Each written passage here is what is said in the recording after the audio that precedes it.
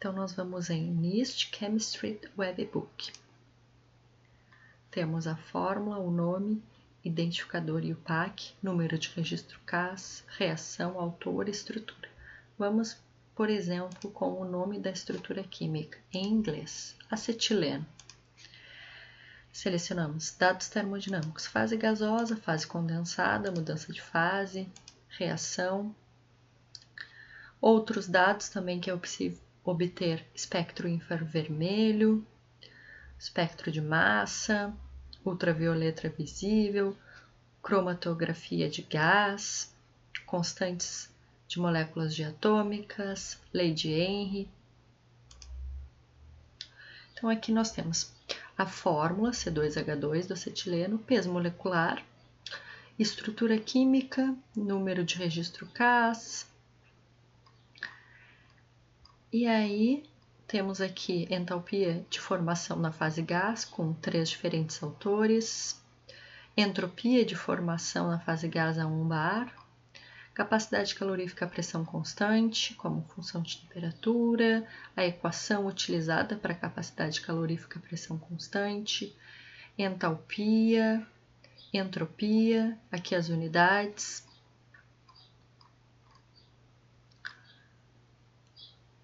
Dados de mudança de fase, temperatura de ebulição para 2 diferentes autores, temperatura de fusão para 3 diferentes referências, temperatura tripla, pressão no ponto triplo, temperatura crítica, pressão crítica, volume crítico, densidade crítica, entalpia de vaporização e os parâmetros de Antoine, a equação de Antoine.